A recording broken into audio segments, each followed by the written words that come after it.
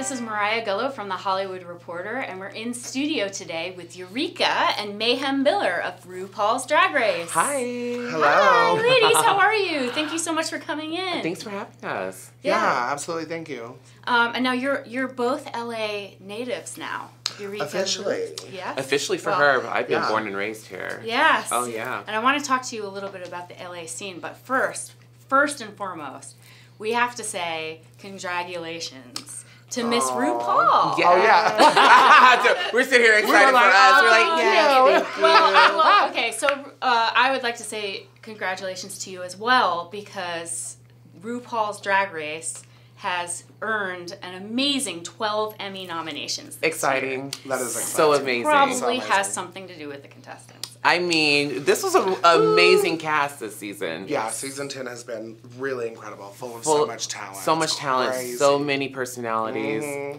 This is an exciting time. Yes, yes. Ru has, of course, been nominated as Outstanding Host once again. What do you think makes Ru such an amazing host? I think her ability to connect with the contestants and the viewers at home, and the message that she has of celebrating differences and pushing the common thread that we all need to be loving each other and celebrating our differences and sharing with the world the beauty of what drag really is. I think that's what makes it so special. Yeah. I agree. Honestly, I mean, I think you're hitting the nail on the head. She is such a class act and a professional. She's been doing this forever. Yeah. You know, and as a host, she literally is so charming. I remember when we were doing the makeover challenge, the one thing that Frankie Grande said was he was the most scared of is when he walked out and saw her in her full drag glory. It's literally like seeing a unicorn. It is. It's breathtaking when you see her in drag, and I can only imagine how it is for the viewers at home. You know, to watch how her transformation and how her as a person just really brings beauty to the world through Drag Race. Yes. Mayhem, what were some of your personal interactions with Ru? My personal interaction, the one that stands out for me is the first challenge, when I walked out and she was just like, "This is your moment, girl." She's like, "Look, it took you forever to get here, and this is why." And I was just like, "You know me, oh my God." Aww. All these years, like now I finally get to meet my idol, and you actually recognize me and celebrating my talent. It was just amazing. Yes. And she loved you. She loved you. You looked so incredible. Like literally, me and some of the girls were talking about it, and we were just like, "Mayhem is so pretty. Should we put glass in her powder?" I'm just Oh my God, it would be an exfoliant to keep me soft and beautiful. You don't need help, bitch. You do not need help. And Mayhem, you're a huge part of the LA scene, the LA drag scene. So what is it about the LA drag scene that's special? I think what the LA drag scene brings to the world is something special, because LA is so eclectic and so different, and our drag scene from WeHo to downtown to the valley, it is different. You can see all different types of creative people here in LA, and a lot of people don't really get that until they get here, and then they find out, oh gosh, drag here is big and it's bold and it's beautiful. And yet, New York seems to dominate. I know, literally. What's up with that? I don't understand. I'm still a little bit upset about this. But, you know, hopefully in the next seasons to come, LA will be represented even bigger. Right. Is there any, do you have any regrets about how you played the game? Anything that you'd like to do or you'd like to do differently? Absolutely not. Yeah. Yeah, I liked how I played the game. I was true to myself. I didn't compromise. I didn't lose my integrity. I represented my true self to my truest form, and I was very happy with how I presented my drag to the world. And hopefully they'll get another opportunity to see more of it. Yes. I hope they do too. You're amazing talent. Oh, thank you, sis. You're welcome. Eureka, you got all the way up to top 3, actually. Apparently so, yes. Yeah. I was there. It was fun. Did you film an alternative ending? Because I know that sometimes for the season finale, they'll film like an alternative ending where everybody wins to throw everybody off the scent. Oh, I mean, yeah. I mean, we filmed all 3 girls in the top 3 winning. So we all had that moment. So what would be your winning phrase? My winning phrase was literally just me it's gonna be cliche, but I was literally crying to my mom. I was just like, "Mom, thank you so much for teaching me how to be who I am. And don't forget, world, you can be happy with body positivity. Was very my gig. I was just emotional. Yeah. It's like a dream It's an emotional moment. Yeah, I can not only... Well, I was up there watching you guys have the moment that I should have been having, but...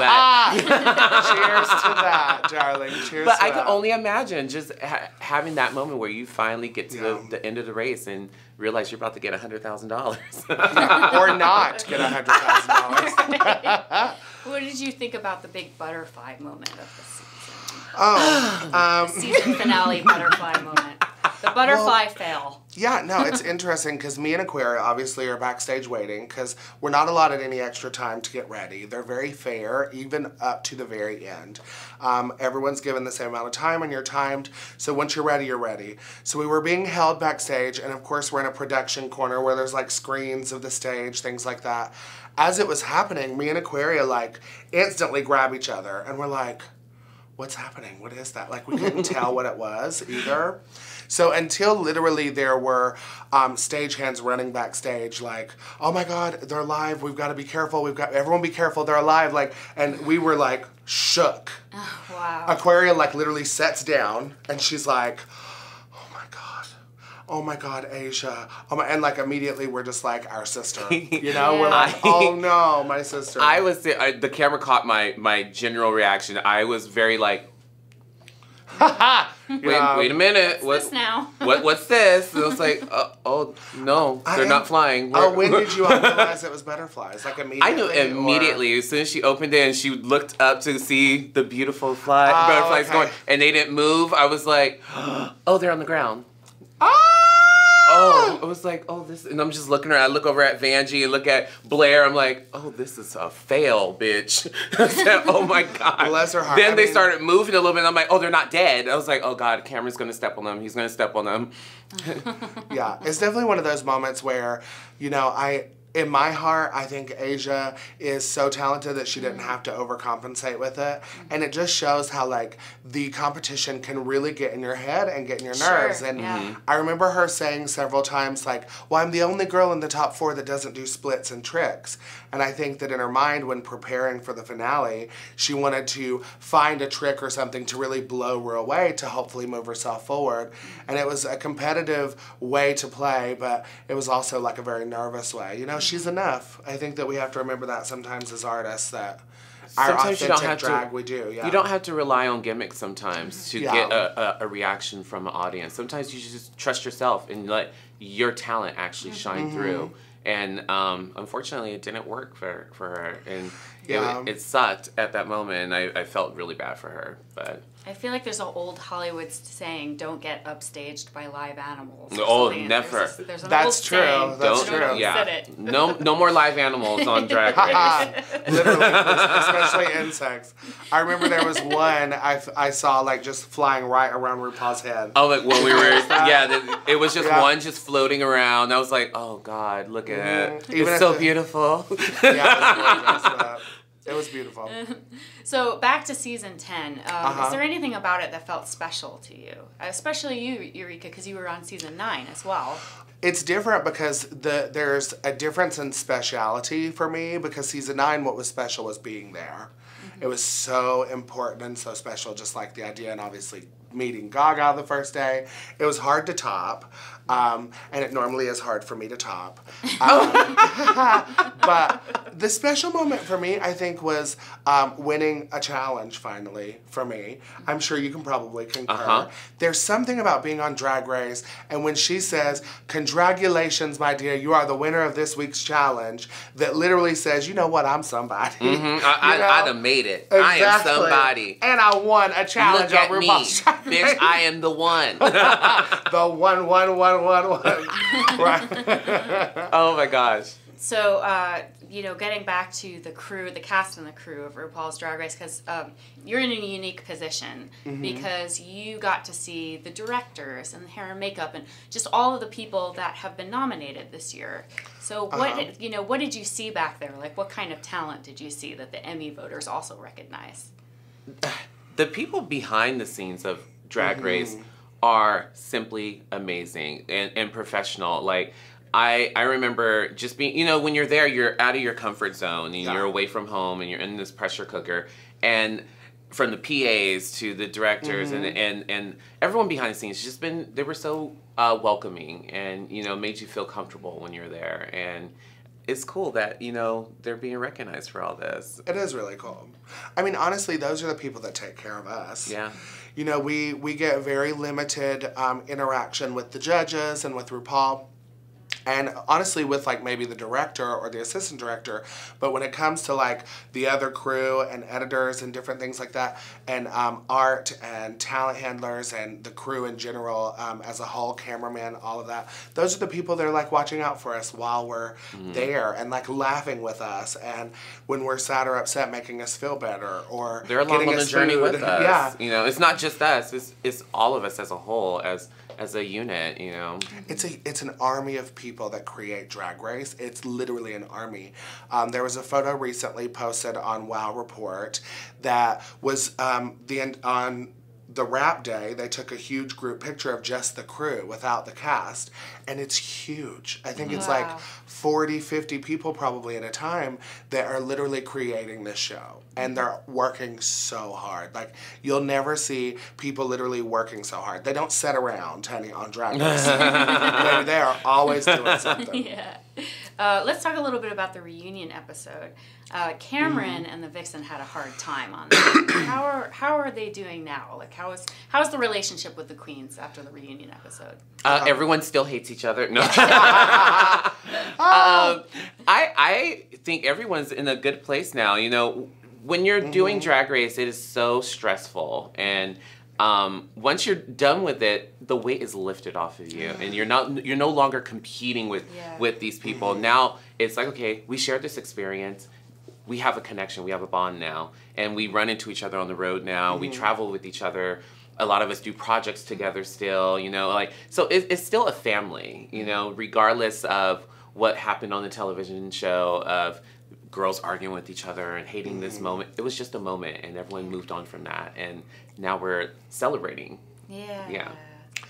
Yeah, I mean, honestly, we're all adults. At the end of the day, we're all professionals, and literally everyone is just so blessed that we are booked and busy. Booked and busy. Yeah, there's not really time or room to be focusing on any type of pettiness that happened in the past. Yeah. And even, I mean, Cameron, it just looks like he's literally all over the place, always working. The Vixen specifically also doing the same. Yeah. I know she looks very successful with her Black Girl Magic show, so you all should check that out as well. As well as like the rest of the girls, Dusty's doing things with Absolute Vodka. This one's literally traveling the world, being the only party gal. I mean, everyone's all over the place. Miss Vanjie is.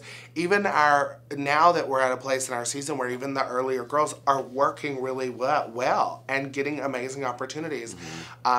It's no longer how I feel like it was in the past, where early outs had this horrible time sometimes where they weren't getting the work that some people were. We're at a level where we all got a huge amount of exposure, and there might be some differentiation and experience, but everyone's traveling and making money, and that's what we wanted to do, was get this opportunity to be somebody with drag, and we got it. Yeah.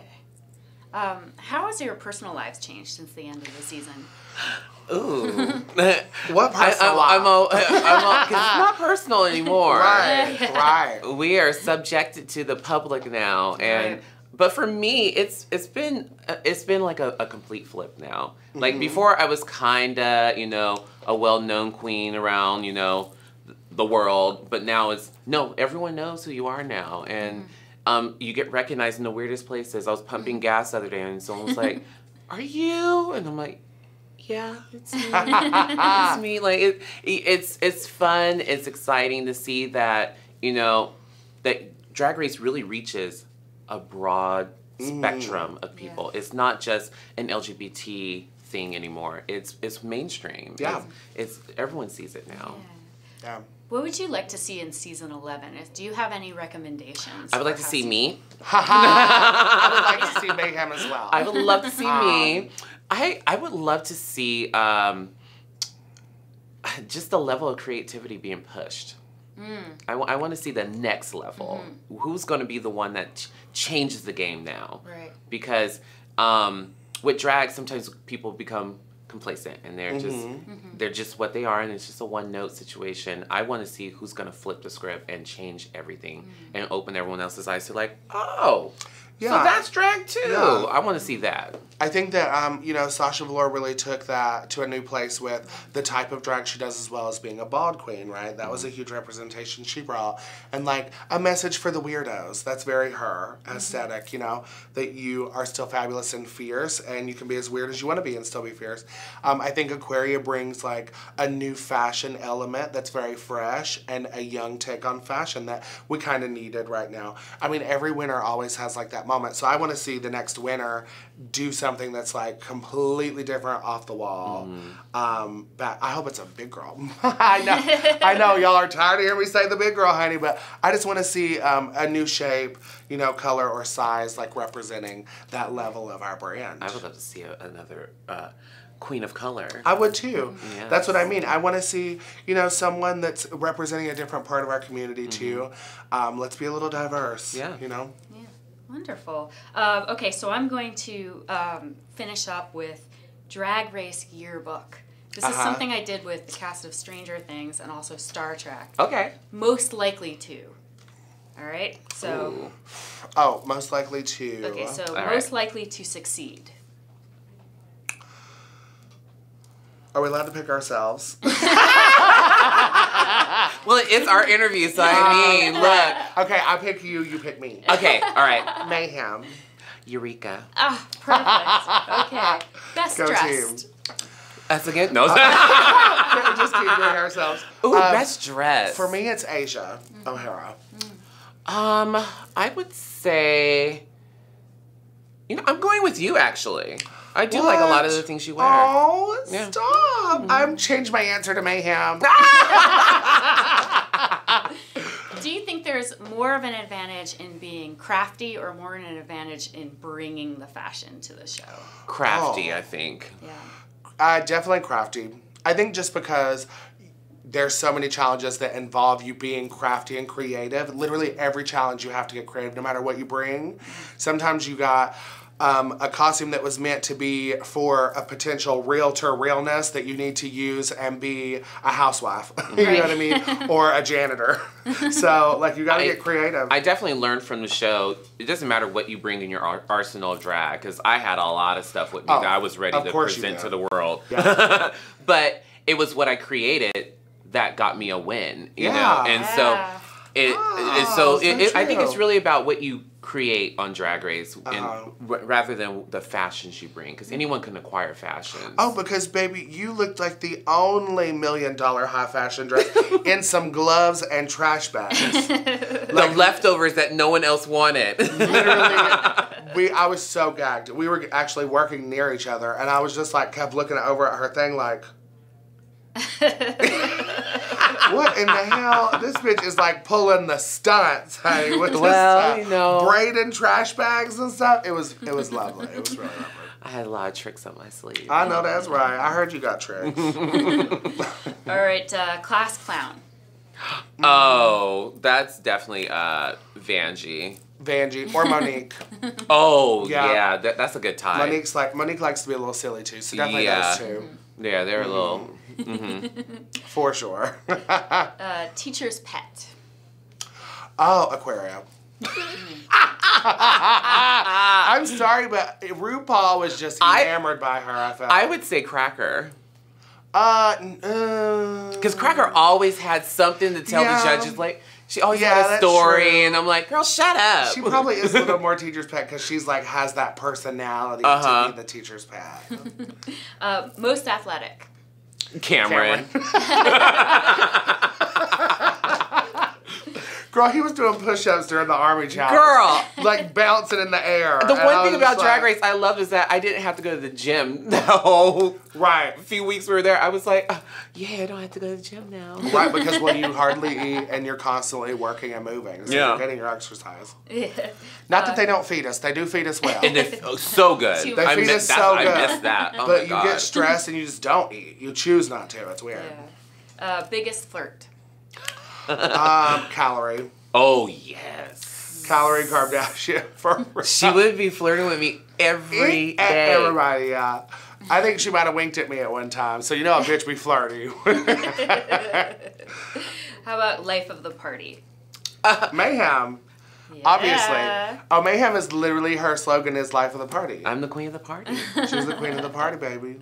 Excellent. And finally, most likely to death drop to death. Oh. I'm not going to answer that. Oh, not come on, death drop to death. Who out of all of us? Who would death drop to death? Ooh, that's a tough one. Oh, death drop to death. Now, would that be interpreted as they can't do a death drop very well, so they could potentially die, or they death drop so much they're gonna die? Death drop so much that they're gonna die. So much they're gonna die. I feel like I'm the only one that did a death drop the whole season, and that was at the finale. Yeah, I don't remember anyone doing it. I don't know if anyone on our season did a death drop except. Nobody will see me do it because we don't get insurance because doing she will this, drop dead, y'all.